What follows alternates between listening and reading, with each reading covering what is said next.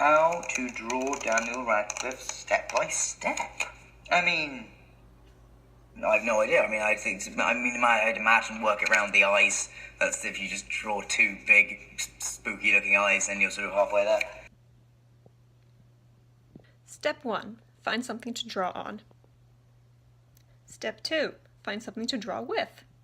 I've got this little pencil, but you could use anything. You could use a Sharpie, you could use a quill and ink, you could use a cornflower blue Crayola crayon. It's up to you. Step 3, find a reference photo. I cannot draw Daniel Radcliffe just straight out of my mind. That's the truth. So I'm going to find a photo reference to look at. I mean, if you don't know what a didgeridoo looks like and you want to draw a didgeridoo, you're going to Google it. Let's find a really nice image of Daniel Radcliffe. This one's nice, but we're not going to do it because I don't want to draw a beard. Google, this is a picture of Adele. I'm going to go with this one from Dan's IMDb page because it's a classic picture and he doesn't have a beard. The nice thing about Dan is that he looks like an ordinary human, meaning that his head is pretty much well proportioned. With most standard heads, the eyes are in the center. We see we've got a little tilt going on, so this is the top of the head, this is the bottom. We can see the eyes right in the center. Those steely blues. Step 4, we begin. Step 5 or 6 or whatever is make the executive decision that your sketchbook was too small and you wanted to upgrade to something bigger. Step 7, we're just going to get a gesture of the head. We've got this very nice circular skull keeping his brain. We've got these lines going down, making these nice cheekbones, kind of squarish jaw, and about halfway through, that's where the eyes are going to be. Now we're going to make lines to do where the nose and the mouth will be. Step 9, we kind of finesse. We find out where exactly those ghosty little eyes are going to go, where that nose is going to be, where that scruffy hair is going to end up. Step 9 3/4 is you redo the nose because that's not Dan's nose. Dan, I'm sorry. Now we got these eyebrows in. We're cooking with fire. Look at those. Just look at those. Now look at mine. They're pretty similar. Dan, I think we're eyebrow twins. We're just gonna go ahead and start coloring these in because they really do make up a lot of his face. A lot of his personality comes from these dark, thick eyebrows. The man, the eyebrows, the legend. Another nice thing about Dan being a normal, average human being is the size of his eyes, and you can measure that. You can see one eye equal to the other eye, almost exactly equal to the space between the eyes. That's a nice little tip for you. Let's measure. One eye, two eye, third eye. Now his eyes are not too spooky, but he does have those bags under them. He's seen some stuff. Step 12 or whatever. Apply the bags under the eyes. Step 16, I'm gonna go ahead and start adding some dark tones just so I know where my darks are, where my lights are. The darks we can see are in his hair, in the eyebrows, like I've already stated. Bear in mind, this is like the 10-15 minute version of this tutorial.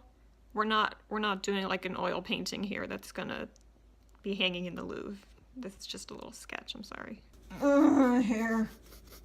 The thing about hair is that it comes kind of in these chunks, in shapes, and we want to work around that. Should have chosen a photo where he was looking more directly at the camera and not tilting his head down so I wouldn't have to do all his hair.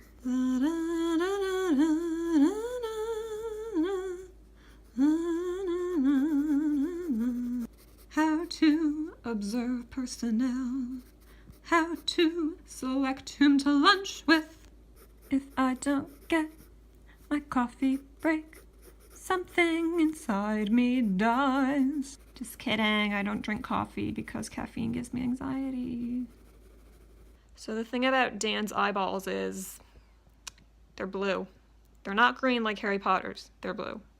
This doesn't matter in my drawing because I'm just using pencil, graphite. No color. Eyeballs are weird and juicy and wet, but it's what gives them that nice shine so we can see where the person is looking. Now, noses are hard, but don't be afraid. It's just an extrusion of the face. And we're going to display that extrusion through a little bit of shading, showing what's going on.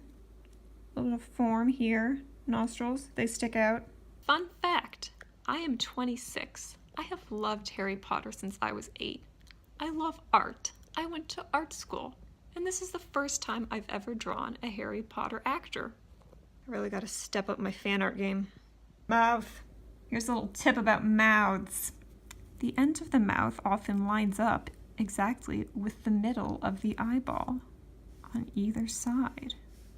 That's a nice way that you can keep her proportions in check. I feel like this drawing of Dan is looking at me, judging me. The top lip is often smaller than the bottom lip. The same can be said about my lips. My bottom lip is bigger, just slightly, than my top lip. Do you guys like my toast earrings, by the way? They got a little pat of butter. Step 23, we're gonna get into some shading. In Dan's IMDb pic, there is a light source coming from his right, our left, and it is casting his jaw in shadow and his ear. So we're gonna do some soft shading to reflect that. Dan's got a very squarish looking jaw, but it's kind of softened out by these hollows in his cheeks. Harry Potter and Dan Radcliffe's cheek hollows. Now we're gonna give this dude some clothing, some shoulders. He's not naked. He's not a disembodied head. He's got limbs. He's got more to himself. Step 54, continue what you're doing. Step 73, remember that we're not drawing Harry Potter. We are drawing Dan Radcliffe, step by step. And that means we're gonna add a little something. I don't know anything about sports, but I know that Dan likes the New York Giants. Step 394, give yourself a pat on the back because you just drew Dan Radcliffe step by step.